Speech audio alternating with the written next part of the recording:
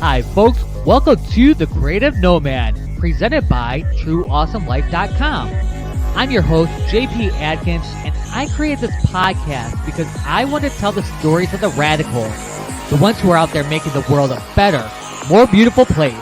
The amazing authors, artists, musicians, thought leaders, coaches, and yes, nomads who are out there living their true awesome lives and want to help others do the same. Are you ready to live your true awesome life? Go to TrueAwesomeLife.com and start your journey today.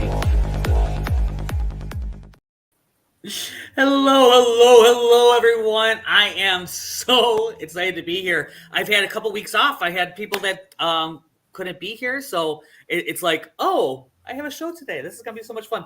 And I am so happy that today's show is with Alessa. She is absolutely fabulous. She's just a wonderful person, and I can't wait for you guys to meet her. Alessa, why don't you introduce yourself? Sure. Well, first of all, thank you for having me, JP. This is going to be a great conversation. I'm excited to see where this takes us. I'm Alessa Caridi, founder of Jogufit, a workplace movement company. You can also call me your Workday healthy interrupter. So I'm going to interrupt myself. My goal is to provide hardworking bodies, people who sit in front of their tech, who run around all day long with simple, actionable interruptions, usually in about 8 minutes or less, so that they can recharge their brains, de-stress their bodies, and get back to their workday. And everything I teach is based on anatomy and understanding your body, because we only get one amazing machine. There are no trade-ins, there are no upgrades, so you have to love yourself. And the biggest thing that I teach is everything starts with posture. So we all talk about, sitting is the new smoking, sleeping butt syndrome, tech neck, digital fatigue, but what are the actual actionable solutions? And that's where I come in. Things start with posture, we add movement, health interruptions throughout your day, and then you can get back to what you have to do, succeeding, accomplishing, checking off that to-do list. So let's chat. Yeah, definitely. It's funny because I was in a conference and they were talking about all the different things that posture affects that you don't even think about what it affects. So let's talk about that a little bit. What does it affect for those that don't know? Oh my goodness. Just like you said, everything, productivity levels, energy levels, breathing, headaches, focus, fatigue. I mean, it just depends on what kind of posture you're talking about, on the problem that you're having or the pain point you're having, and then what you want to do by fixing your posture. Because we learn how to sit when we're 6-8 months old, and then no one ever says, oh, let's go back and review. Are you doing the steps correctly? Right? But our bodies change, right? We develop, our limbs grow. We have to figure out how to rebalance ourselves. And all too frequently, we forget that our powerhouse, our strongest, what we talk about as our core of our body, our strong core, becomes kind of this secondary thing gets joked about, right? You have dad bod, you have all these catchy things to make jokes about, but really that's our it's called our powerhouse for a reason. We rely too much on our spine and our bones, but when it's actually our muscles, then we have issues. But yeah, so reviewing our sitting, if we have that tech neck, that hanging over thing when we're talking about posture. So when your body is aligned, your spine is in what's called an S curve. I'm not gonna dive deep. We're gonna keep it real simple here. But when you have that S curve, your body's at its longest and its strongest. And that means that this toothpick, right, the top of your spine, your cervical spine, is actually holding up your skull. If you think a toothpick is holding up a watermelon here, and keeping that aligned, that means your body is strong. But for every 10 degrees that you start to bow your head forward, right, collapse into your chest, that toothpick has to hold up an equivalent of 10 extra pounds.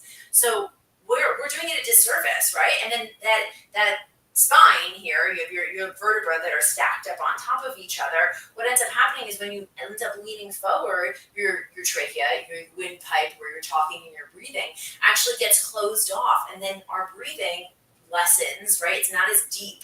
And that actually makes us tired because we're not oxygenating our brain. And when you're not oxygenating your brain, what happens is you get sleepy, you get fatigued. Your brain says, oh my goodness, it's time to go to bed now. I don't have to function anymore. But, it's 10 o'clock in the morning, 11 o'clock in the morning, and you have that to-do list you have to check off. And all because of bad posture. So it's like a downward spiral that keeps going. Yeah. Yeah. I mean, it's amazing. And, we talk about breath all the time through different practices I've been through.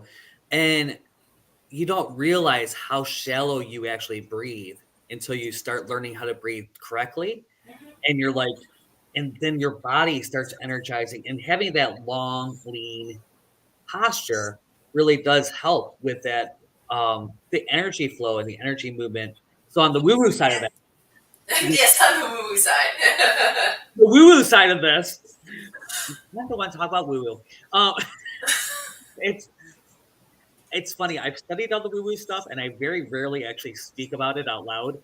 And I realize that I'm like, I do know all this stuff. But well, people go, oh, I don't want that, but then right. You give them too much science and like things that when I say like trachea versus, breathing tube or whatever, Right. throat, right? People Right. are like, oh, I don't know what that is, so you have to kind of find that balance. But yeah, the energy, your fatigue, you're dropping, or if you want to do the sciencey side of things, the electrical impulses that right in your brain that are sending that information to the bodies that's just saying, okay, we're not breathing deep. That must mean we're going to sleep. There's no real energy. There's no real, movement happening. And then your limbs start to feel heavier.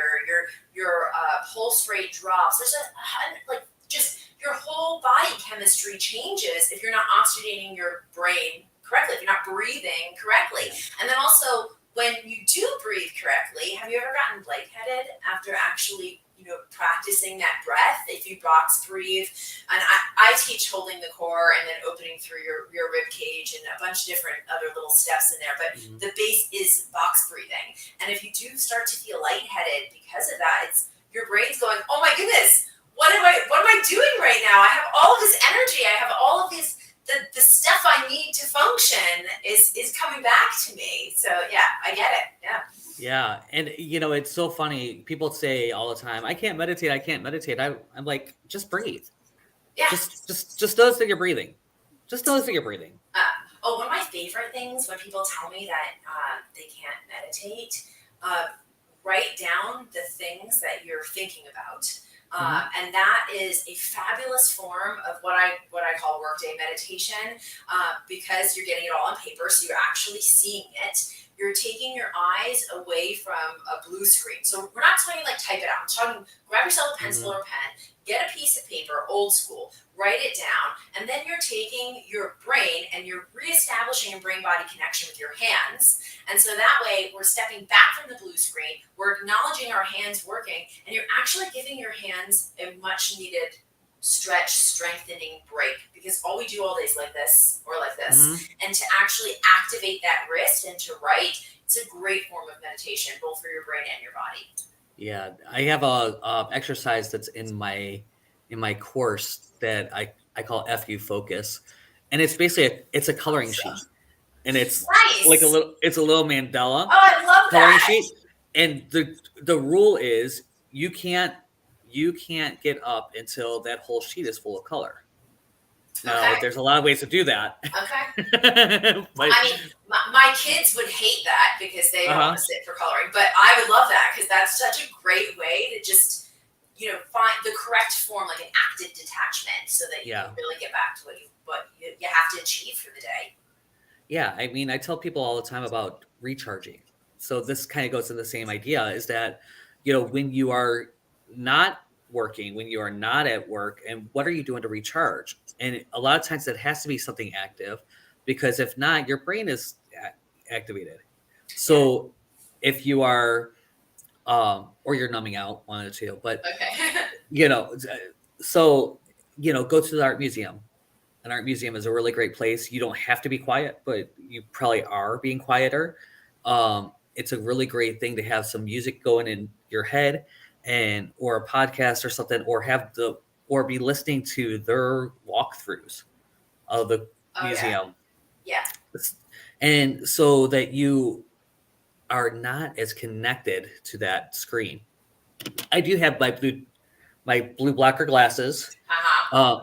Yeah. They are, but they were shining it was driving me crazy because the ring light was reflecting them. I'm like, okay, no. But what are some things that we could do, to really energize ourselves at work and kind of detach, other than, making sure our posture is good, checking our our breathing? What are some other things? So one of the things, like the main thing that I teach, and it's kind of like this umbrella, right? So the first thing that I teach is to schedule your workday.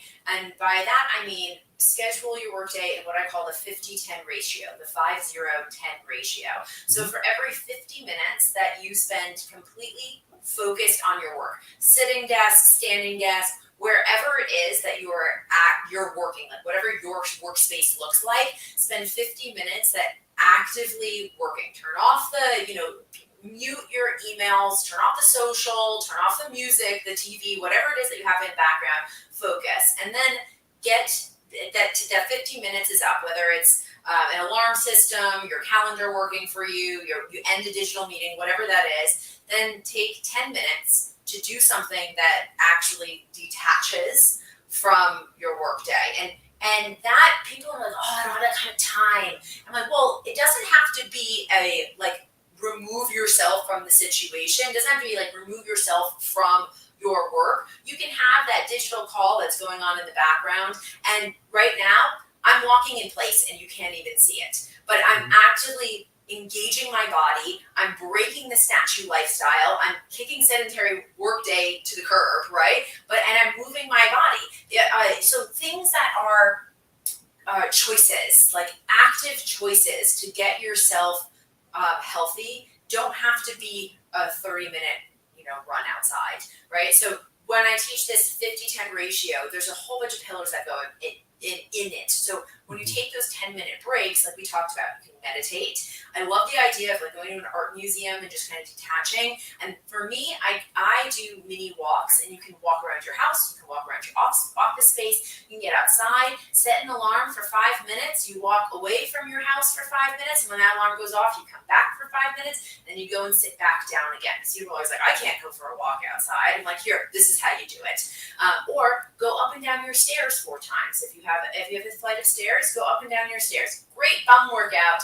And you're looking at something in real life. But then there's different things like I can share upper body movements, lower body movements, core movements, or even stabilization movements. And that's where my background as a dancer and Pilates technician come into play, because everything I do starts with that proper posture, body alignment, and then gets you moving. And I share workouts in your workspace in 8 minutes or less. And those are great because now people have been requesting, since we have all of like digital lifestyle since 2020, like thank you 2020, has come into play. And people have been requesting more and more incognito workouts.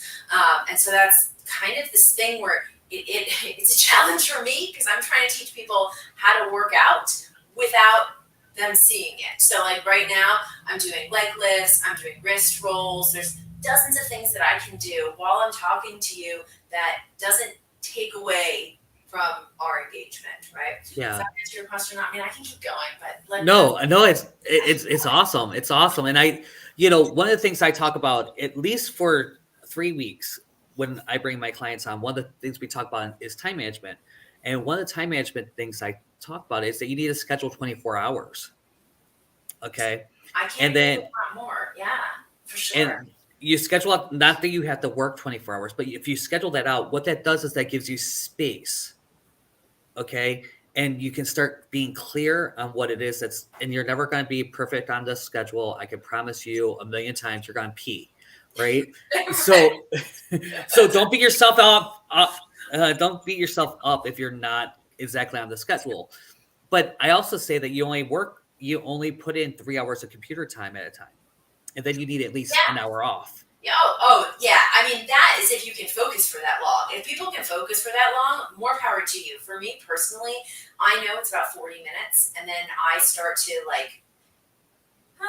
let's see what else I can do, right? Because I work Yeah. from home and there's Mhm. the laundry dings or the dishwasher stops, and all of a sudden your focus gets taken away. So for me, I know my boundaries. I like the 50-10 because then it gets you back to the top of the hour every time. But I also Mhm. liked what you said about space, your schedule giving you space. And I think people too frequently think, all right, if I have a schedule, I have to adhere to this schedule, right? And you ultimately fail, and then the human habit building blocks crumble, right? Now it's not just like one falls and then you get back on the horse. All too frequently, people just kind of throw their hands in the air and say this whole scheduling thing is not for me. But I love the idea of you build it up, it's a framework, and then you have this space where you can like plug in the things that you need to get done. And then Mhm. you already know what your priorities are. And it doesn't matter what line of work you're in. If you're a homemaker, your priorities are dinner and laundry. If you're a doctor, you have the 5 patients that you need to see. If you're a construction worker, you have that like the to-do list of checking things off to make things safe to whatever it is that you're building. It works for everyone. So I really love that idea of space making from the calendar, from your schedule. Yeah, because so many people, it'll be in the background. So anything that you have in your space. So when I talk about space, we are all space, right? And the space between you and me, there's all kinds of things, right? So some of the things that's going on in my head right now are my mom's in the hospital. I got to go pick her up after this. I'm thinking, okay, after I get off this call, I have to do this, and this, and I have these things. But typically in my clearness, I normally know that after this call, I have a break typically. So I have some space to give myself time to be able to be present here. So I actually give myself a half hour after this, so I don't have to have those kind of things in my head, Sure. right? Yeah. And then normally I start the rest of my day. It's no big deal, and I have certain things that are scheduled at certain times. So after this, I would go into client work, right? So at 1:00, I'd be in client work. All right, cool. What do I need to do for the client that day? For my clients. Okay. And I also have like a priority list. So on Mondays, it's about me and money. Do I need to invoice the client? you know, um, Those are always fun. right. Do I got my invoices in? Are things going out correctly? What is it that I need from that client? So that's on Mondays. Or what is it that they really need from me? Sure. You know, I mean, that's the like talking physical space. That's also another form of productivity. If you're looking at your physical space around you, before I sat down to open my computer today, I cleaned off all the things. Right, the weekend just happened, and all too frequently, just my desk on the weekends. I throw the thing down, I move on, I throw the other thing down. And if I sat down to work on Monday morning with all the stuff that accumulated in my workspace from my weekend, I would get nothing done because I'd be like, oh, what is that? Why didn't I throw that away? So if you kind of clear your space off, you can organize it. And right now I have my computer, I have my phone, I have my cup of water, I have my book that I use, and I have a pen and paper. And that's my workday. Maybe people have, a multitude of different things that their workdays require. But if you just think about what are the necessary objects and keep just those there, that is a really good way to increase your productivity and reduce the distractions. Yeah. And that movement, that physical get up and move, and I do like the 50-10, like 50 minutes of solid work. Yes. In the 10 minutes. Okay. Yes. And then not have more than 3 hours that you're working that's on a computer. Yeah. At a time. Yeah. So. And I think that honestly, the idea of setting yourself up for those 50 minutes and then taking the 10 minutes off, people kind of oh my God, what am I going to do for those 10 minutes? Or, oh my God, if I don't finish this thing on my to-do list, I'm never going to get it done. I'm not going to stop for those 10 minutes. But if you instead start thinking of those 10 minutes as a way for your body to recharge so that you can get that thing done faster and more efficiently and smarter too, right? Because your brain can only focus for so long. Your body can only sit still for so long, and you gotta support it. So if you start actually loving those breaks and seeing those breaks as also a timed break, right? So if you have those 15 minutes, you have to let those 15 minutes be. But then you also have to let those 10 minutes be. It can't go into the 20 minutes or the 30 minutes or, oh my goodness, I'm going for a run, then it's an hour kind of thing. You have to adhere to your structure so that you can give yourself the space and get back to what it is that you have to do. So it works both ways. Yeah, and it, you know, I think that it's super important. And guess what? We were trained that since we were in school. Oh yeah. But do you think that these are the things that people are like, I'm an adult now, I can do what I want. I'm gonna stick to my school schedule, you know? Right. Right. No, I'm gonna sleep till noon and I'm gonna eat whenever it is that I want or I feel like it. And you know, now why do I feel like crap? Because I'm not eating anything good for me. Yeah. I do have to tell you that my breakfast was horrible. I had a Oh goodness. today. My friend's birthday was the other day, and they got me they went out to dinner, and I couldn't go. So they brought me a piece of cake. You don't tell me you ate the cake for breakfast? So the cake was breakfast today. Oh A goodness. chocolate peanut butter. It was.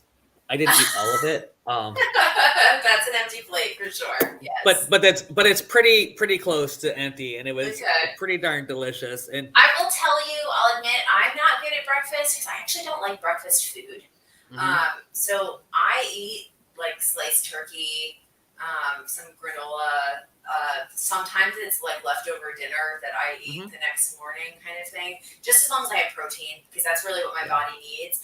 But I don't like scrambled eggs, or I really dislike pancakes. It's like one of those things that like a little bit, you know, when someone's like, you want pancakes? No, please, no. I really have to be in the mood for eggs. Yeah. Have to be in the mood, and it has to be just the right time and just the right mood, and it can't be just eggs because that's gonna they mess with my stomach for some reason. Same.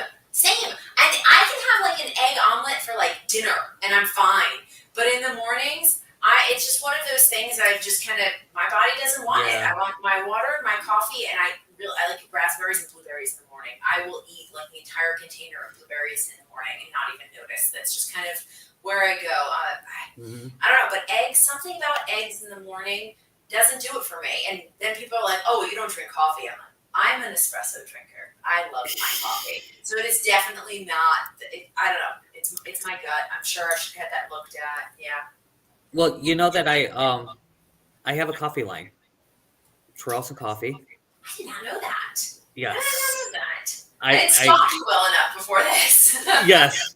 I have a coffee line. You can actually check it out now. As of today, you can check it out at trueawesomecoffee.com. Okay. And I'm a coffee drinker too. There's never a time when my coffee isn't like right here. And I'm such a snob that I won't leave my coffee on the burner because it burns. So I have a thermos, and I have 2 different insulated cups. So that's how much coffee I get a day. Nice. It's about half a pot. And you do drip coffee, like American drip coffee? Is that what you drink? I drink American drip coffee for the most part. I have done pour overs. I have done. It depends. I like a French press. I like it all. I like a nice espresso too, if I can get. But I drink it black. So I realized that I don't like the lattes anymore. I drink black coffee. So now I'm like, oh no, I want. And so my coffee has to be good.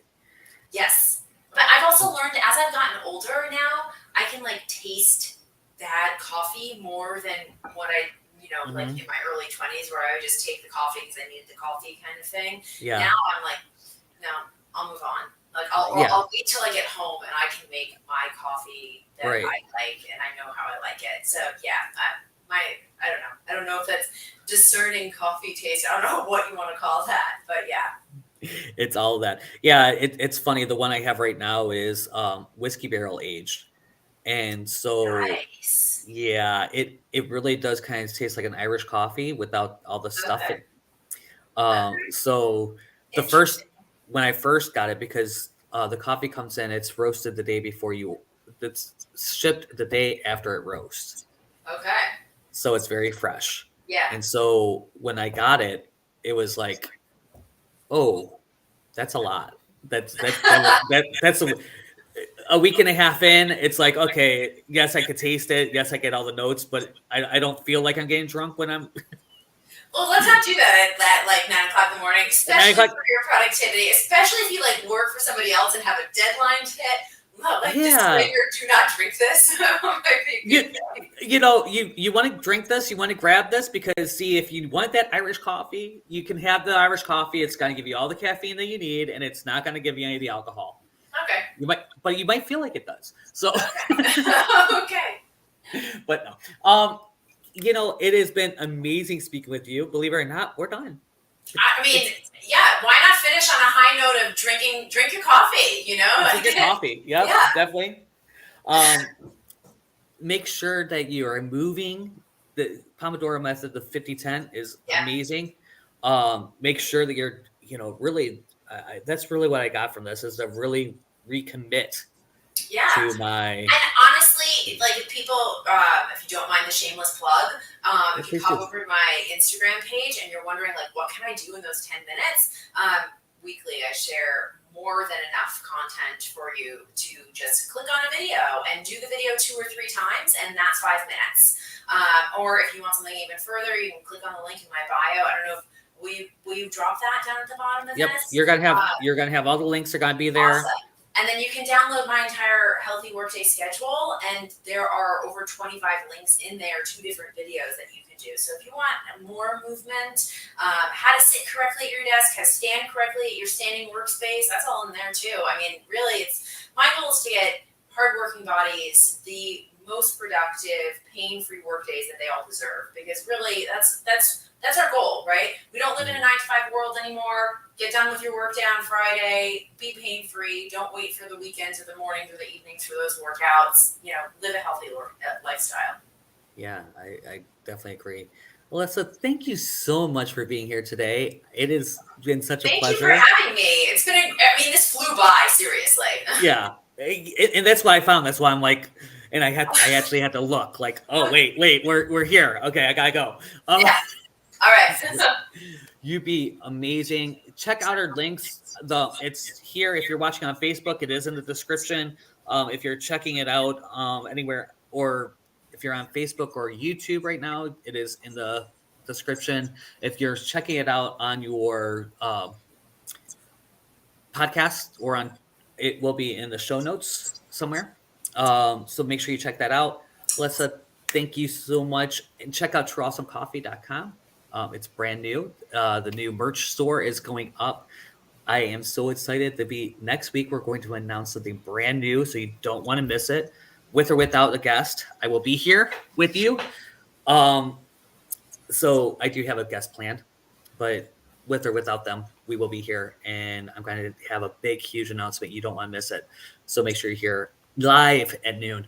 And I'll see you guys all very, very soon. Thanks for listening to the Creative Nomad Show. If you have any questions about this or any other episode, go to creativenomadshow.com.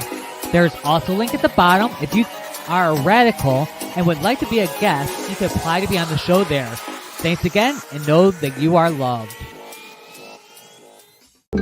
Awesome Life, we look for the world changers who want to live in creativity, authenticity, and profitability whenever, wherever. So check out TrueAwesomeLife.com and let's get started.